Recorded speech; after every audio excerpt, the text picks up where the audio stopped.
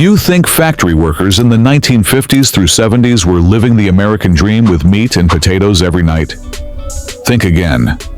These industrial-era lunch pails and dinner tables served up some of the most desperate, ingenious, and surprisingly resourceful meals in modern American history.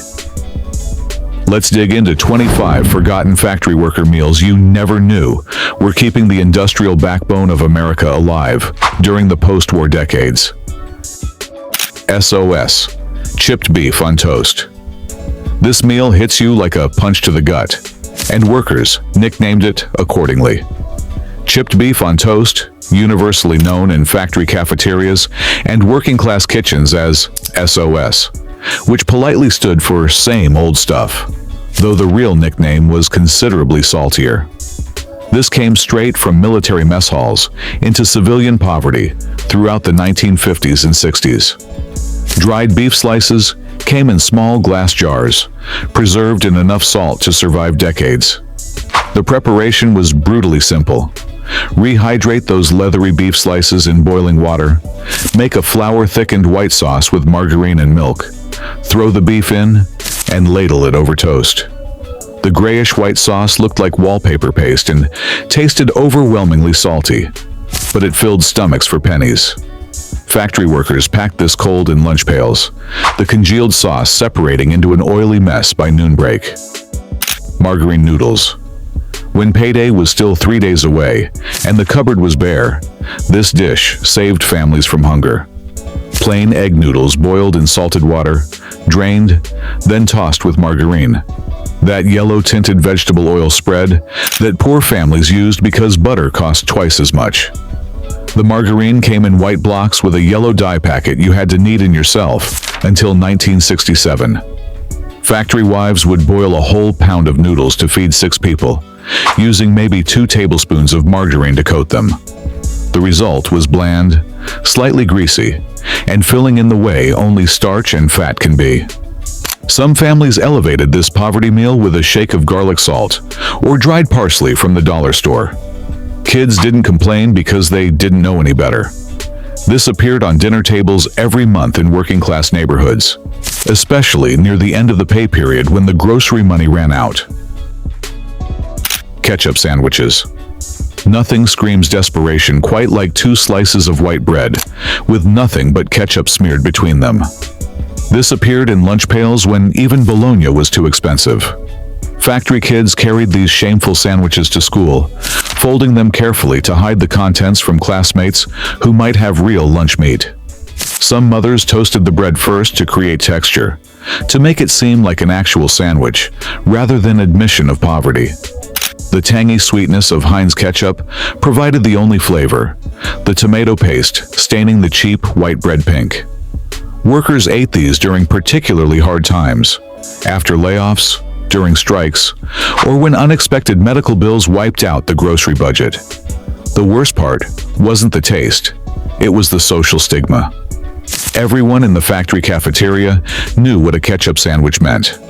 Some families had an even more depressing variant, mayonnaise-only sandwiches, which somehow tasted like giving up.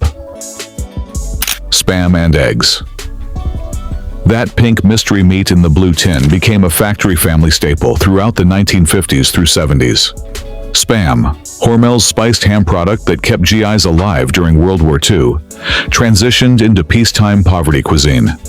A single can cost 43 cents in 1960 and contained enough salt to season a week's worth of food. Factory workers' wives would slice it thick, fry it in a cast-iron skillet until the edges crisped and caramelized, then crack eggs directly into the remaining grease. The salty, processed meat flavor infused everything it touched. Served on white bread or alongside fried potatoes, this breakfast fueled double shifts at automotive plants and overnight factory runs. The gelatinous coating on the Spam melted into the pan, creating a salty glaze that made even powdered eggs taste decent. Many families reserved this for Sunday mornings, elevating the humble canned meat to special occasion status. Proof that poverty and pride could coexist on the same plate. Rice with butter and sugar. When dinner ingredients disappeared, this sweet rice dish appeared on factory family tables.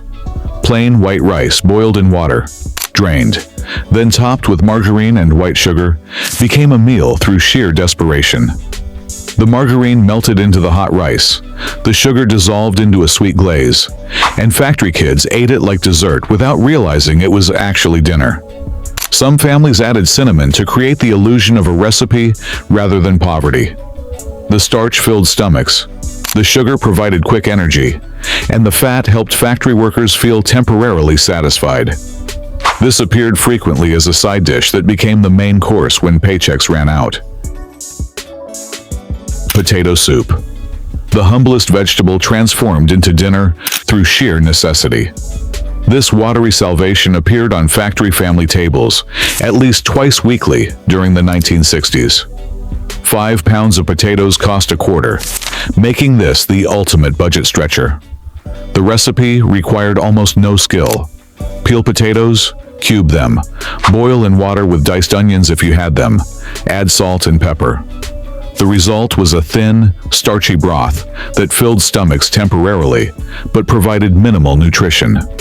Smart factory wives mashed some potatoes directly into the broth to create an illusion of creaminess without spending money on actual cream. On good weeks, a splash of milk whitened it. On bad weeks, it was just potato water.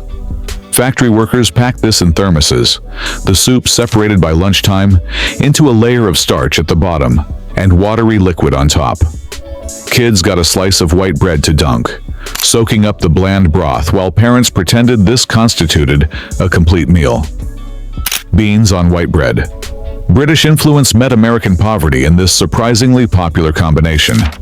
A can of pork and beans, Van Camp's or B&M if you were splurging, heated on the stove and poured directly over white bread, created a complete meal for under 20 cents. The sweet molasses sauce soaked into the bread, creating a mushy texture that was oddly comforting to factory families. This appeared frequently on dinner tables near the end of the pay period, when meat was unaffordable, but the family still needed protein. The beans provided some nutrition, the bread provided bulk, and the combination filled hungry factory workers before the night shift. Kids actually requested this dish, not realizing it symbolized their parents' financial struggles. Some families added a sprinkle of government commodity cheese on top when available, transforming the humble meal into something almost celebratory. Factory workers ate this cold from lunch pails, the congealed sauce sticking to the bread in unappetizing clumps. Hot dog and bean casserole. This combination stretched poverty ingredients into something that resembled an actual casserole.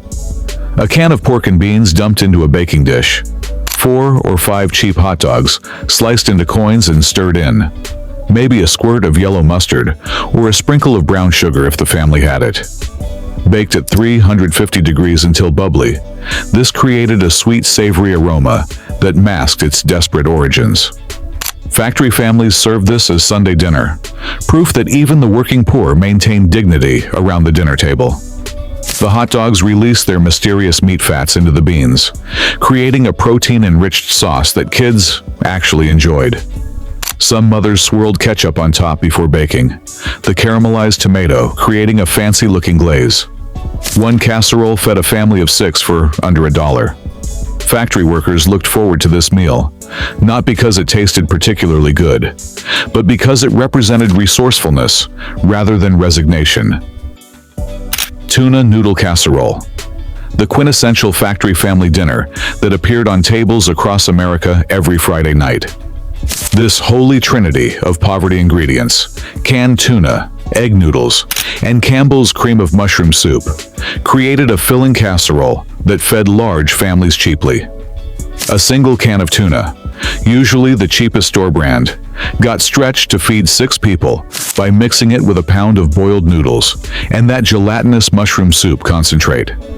Some families added frozen peas if the grocery budget allowed, creating tiny green surprises in the beige landscape. The top got crowned with crushed saltine crackers or potato chips for textural contrast. Baked until bubbly, the slightly fishy, overwhelmingly salty casserole represented Friday dinner in countless factory households. Church cookbooks throughout the Rust Belt featured dozens of variations, all designed around the same principle: maximize calories, minimize cost. Factory workers' wives swapped recipes in factory parking lots, each claiming their version superior despite identical poverty ingredients. Creamed tuna on toast. Friday nights meant fish in Catholic factory households, and this was the cheapest option. A can of tuna, chicken of the sea, or Starkist if you caught a sale, transformed into a stretchy cream sauce through Depression-era ingenuity. Factory wives made a basic white sauce with flour, margarine, and milk, then stirred in the drained tuna and sometimes frozen peas. The pale, lumpy mixture got ladled over toast points, creating a meal that cost maybe 40 cents total. The fish smell filled small factory housing kitchens, announcing poverty to the whole apartment building. Kids picked around the peas, while parents reminded them about starving children elsewhere. The texture was simultaneously mushy and lumpy, the flavor overwhelmingly bland, except for the tuna's tinny aftertaste. Factory workers ate this monthly, sometimes weekly, whenever paychecks got stretched too thin. Some families reserved this for sick days, the bland comfort food easy on upset stomachs, turning poverty cuisine into medicinal necessity. Boiled cabbage and potatoes. This blandest of vegetable combinations filled factory housing kitchens with a distinctive sulfurous aroma that neighbors recognized as poverty cooking. A head of cabbage cost a dime, 5 pounds of potatoes a quarter. This meal fed a family for 35 cents. The preparation required zero culinary skill. Quarter the cabbage, cube the potatoes, boil everything in salted water until soft. That's it. No butter, no seasoning beyond salt, just 2 vegetables boiled into submission. The soft, slightly bitter cabbage paired with starchy potatoes created filling bulk that stuck to factory workers' ribs during long shifts. Eastern European immigrant traditions kept this meal somewhat respectable, but everyone knew what it meant when the cabbage smell wafted through the hallways. Some families added a precious pat of margarine on good weeks, the yellow fat melting into the cooking water. Factory workers packed this cold in lunch pails, the separated vegetables swimming in starchy potato water by noon. Baked beans from a can. Van Camp's, Heinz, or store-brand baked beans eaten straight from the can, barely heated, became factory worker sustenance. These navy beans swimming in brown sugar molasses sauce cost 15 cents per can and provided protein, fiber, and enough calories to fuel afternoon shifts. Factory workers heated them in the can over Bunsen burners or hot plates, the metal scorching their fingers. The beans were simultaneously too sweet and too bland, the pork fat pieces floating on top providing the only meat flavor. Some families dumped multiple cans into a pot at home, stretching them with extra water to feed more people. Kids learned to tolerate the distinctive bean flavor. The flatulence-inducing legumes, a running joke in factory families. Workers packed cold beans in thermoses, the thick sauce separating into layers by lunchtime. The meal provided steady energy without requiring refrigeration or cooking skills. Factory housing kitchens stored cases of these cans, stacked like currency against hard times. Some families added hot dogs or bacon bits when finances allowed, elevating beans from side dish to main course. The Depression-era staple persisted because it solved the poverty equation: maximum protein, minimum cost. Bread soaked in milk. When cupboards approached bare and payday was still days away, this desperate creation emerged. Stale bread, because fresh bread was a luxury, torn into chunks and dumped into a bowl of milk. Sometimes sprinkled with sugar if the family had it, occasionally graced with cinnamon on special occasions. Factory grandparents called it milk soup, a holdover from their own Depression childhoods that they hoped their grandchildren wouldn't need. But they did. The soggy mixture required no cooking skills, no ingredients beyond the absolute basics. Factory kids ate this for breakfast before school, the bread dissolving into a porridge-like consistency that filled stomachs without providing much nutrition.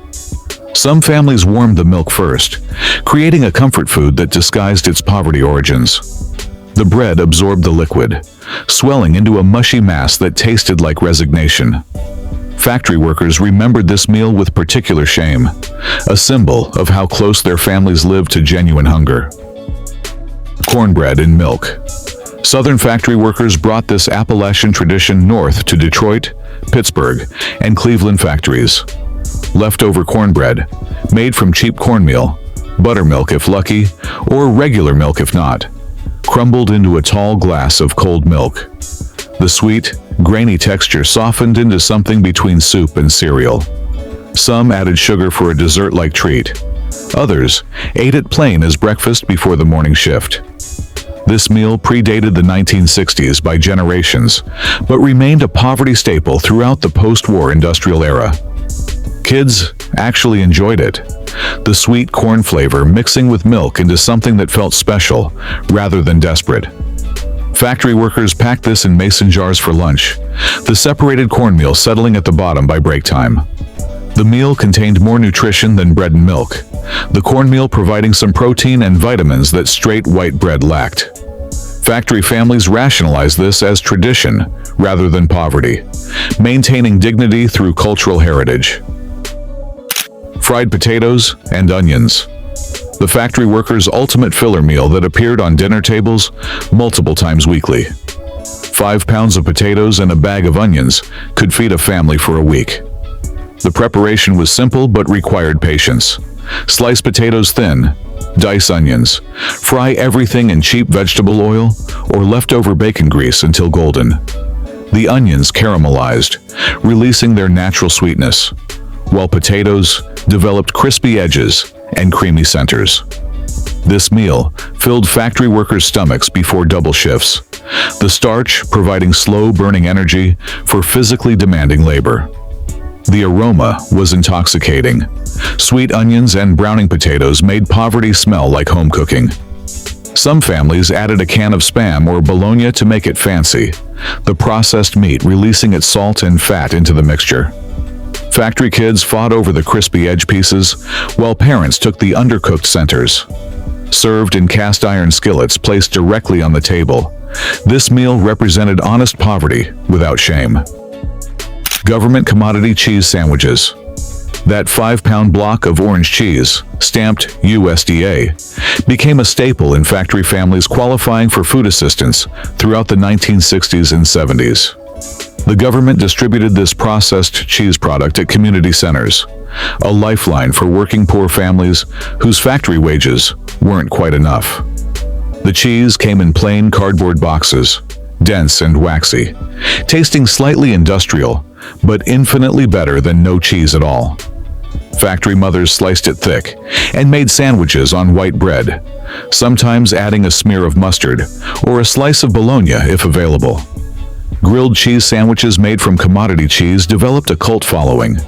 The cheese melted differently than store-bought, creating an oily, elastic texture that stuck to the roof of your mouth. Factory kids traded these sandwiches at school lunch tables, the orange cheese marking them as poor, but not starving. Some families rationed that 5-pound block carefully, making it last 2 weeks by supplementing meals rather than serving it as the main protein. Sugar sandwiches. When even ketchup was too expensive, the most desperate sandwich emerged. White bread, buttered with margarine, and sprinkled with white sugar. This poverty dessert appeared in factory workers' lunch pails during particularly lean times, usually near month's end when grocery money evaporated. The margarine prevented the sugar from immediately soaking into the bread, creating a sweet, gritty texture that provided pure calories without nutrition. Factory kids ate these quickly before the sugar dissolved, creating a paste that stuck to teeth. Some mothers toasted the bread first, the heat melting the margarine and partially caramelizing the sugar into something almost intentional. This wasn't a treat. It was fuel, cheap energy for growing bodies when meat and vegetables became unaffordable luxuries. Factory workers remembered these sandwiches with particular embarrassment, not because they tasted bad, but because they represented how close their families lived to the edge. Some added cinnamon to create the illusion of a recipe, rather than admission of poverty. Lard sandwiches. The most desperate of all factory worker meals. Bread spread with pure rendered animal fat. This Depression-era holdover appeared on 1960s and 70s tables when nothing else remained in the cupboard. Factory families who lived near meat processing plants sometimes got lard cheaply. White fat scraped from pork products and rendered into a solid block. The preparation was simple. Spread soft lard on bread like butter, sometimes sprinkle with salt to make it palatable. The greasy, slightly meaty flavor provided pure calories when calorie was all that mattered. Factory workers wrapped these in wax paper for lunch, the grease soaking through by the time the whistle blew. Rural factory workers who kept pigs rendered their own lard, viewing this as agricultural tradition rather than poverty symbol. But everyone knew what it meant. The fat-coated mouths, leaving an oily film that water couldn't wash away. Factory kids refused these when possible, the social shame too great, but hunger eventually won.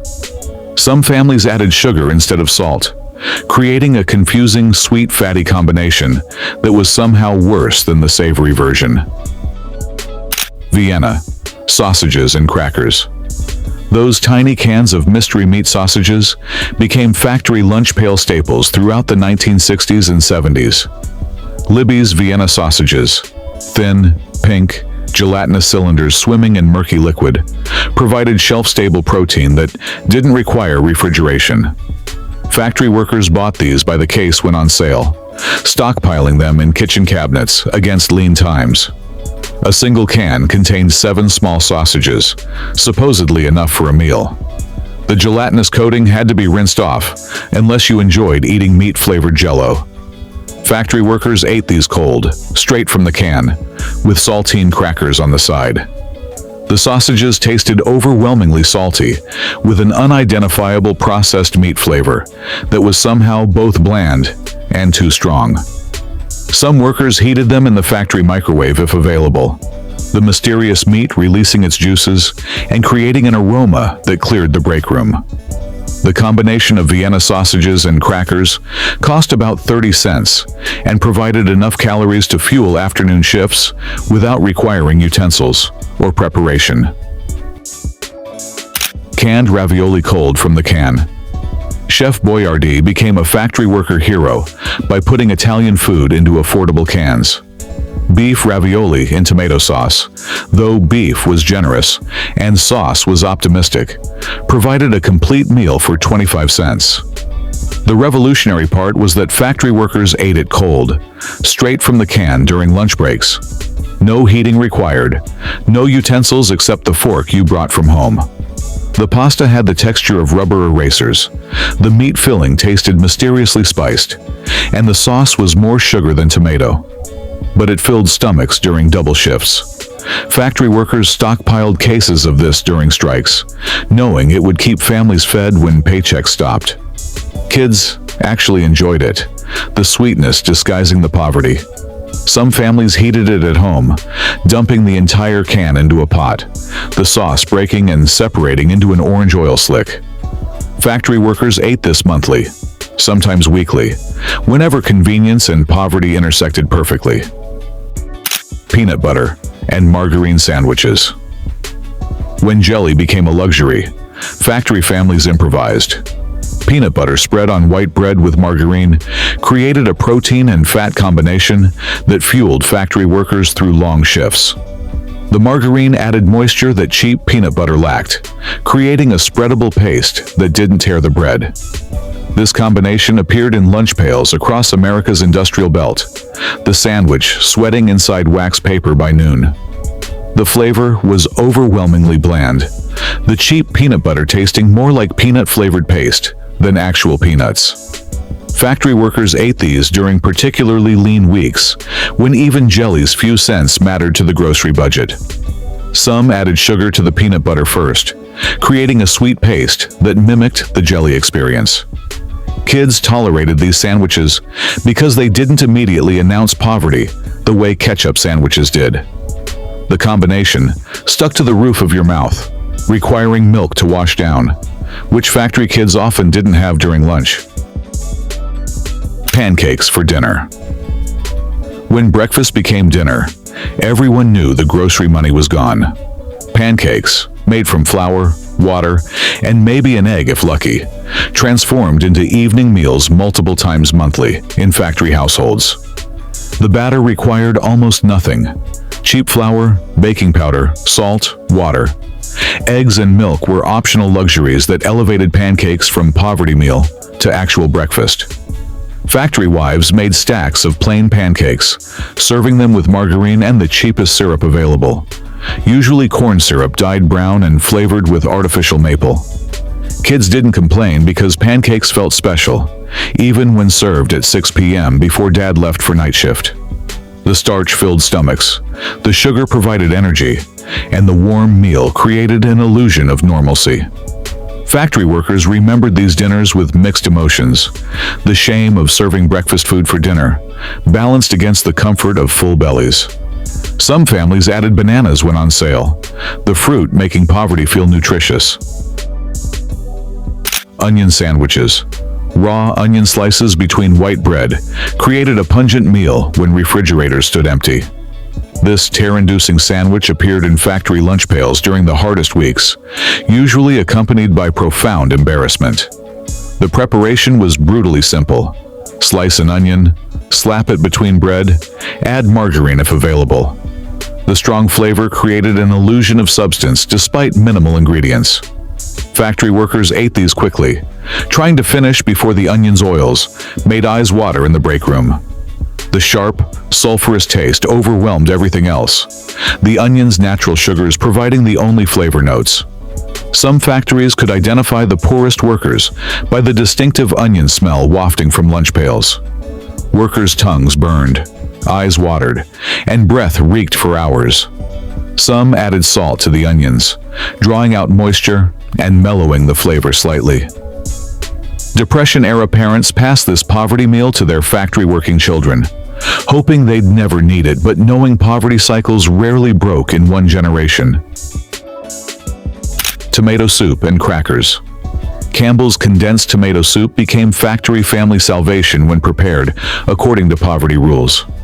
The can's instructions said, add 1 can of milk. Poor families added 1 can of water instead, saving milk for other uses. The resulting soup was thin, acidic, and overwhelmingly tomato-flavored, but it cost 10 cents per can.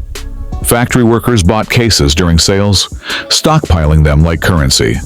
Served with a stack of saltine crackers, this constituted lunch or dinner multiple times weekly. The crackers dissolved into the soup, creating a mushy porridge that filled stomachs without providing much nutrition. Factory kids crumbled entire sleeves of crackers into their bowls, transforming soup into paste. The meal was simultaneously too hot and too cold. The soup scalded, the crackers stayed room temperature. Factory mothers added a pat of margarine to each bowl on good weeks, the yellow fat swirling into orange patterns. This meal's main virtue was speed, 5 minutes from cabinet to table, perfect for factory families working double shifts. Pinto beans with ham hock. Walk into any rural kitchen from the 1920s through the 1960s, and you'd smell pinto beans simmering before you even opened the door. Across Appalachia and the rural South, farmers grew their own beans, dried them in burlap sacks, and stored them through brutal winters. When hog killing time came in late fall, the ham hocks became the secret weapon for transforming dried beans into something transcendent. You'd soak dried pintos overnight, then simmer them with a smoked ham hock for 4 to 6 hours on a wood stove. That ham hock would slowly surrender its smoky, salty, fatty essence, turning plain beans rich and meaty. The collagen would break down, creating a thick, silky texture that coated every bean. This was poor folk food that fed entire families for days, stretching across dinner, next day's lunch, and even breakfast if you fried the beans in lard. Collard greens with pot liquor. In the rural South, collard greens weren't a side dish. They were a nutritional powerhouse that grew when everything else died and could feed families through the darkest winter months. From the Carolinas through Georgia and Mississippi, collards represented African American culinary genius meeting Southern agricultural reality. Country families planted collards in late summer, knowing they'd still be harvesting when snow covered the ground. You'd harvest massive leaves, wash them obsessively, slice them into thick ribbons, then simmer them with smoked ham hock or fatback for 2 to 4 hours. The greens would break down, absorbing the smoky, salty, fatty essence of the pork. The cooking liquid, the pot liquor, would turn jade green and become more valuable than the greens themselves. This vitamin-rich broth could revive the sick and provide nutrition when food was scarce. Sowbelly and black-eyed peas. In the rural South, sowbelly, unsmoked, uncured pork belly, represented the most economical cut of the pig, and paired with black-eyed peas, it sustained sharecroppers and tenant farmers through hard times. Black-eyed peas came to America with enslaved Africans, proving hardy enough to grow in the poorest soil. Sowbelly was pure pork fat, with maybe a thin streak of meat, salted heavily for preservation. You'd cut the sowbelly into chunks and render it slowly in a heavy pot. Add soaked black-eyed peas, cover with water, and simmer for 2 to 3 hours. The peas would absorb the pork fat, turning creamy inside while holding their shape. This was New Year's Day food across the South, eaten for luck and prosperity. But for many families, it was Tuesday night dinner. The peas represented coins, and eating them meant financial security in the coming year. Biscuit pudding.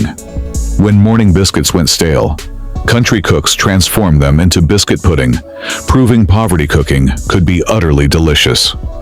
Across Appalachia and the rural South, biscuits were made fresh every morning.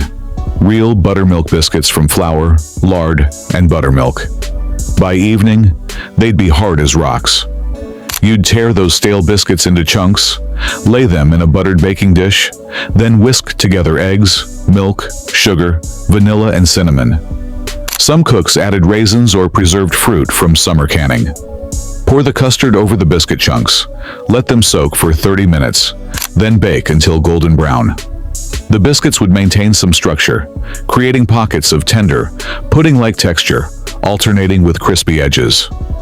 During the Depression, this turned yesterday's breakfast into today's treat.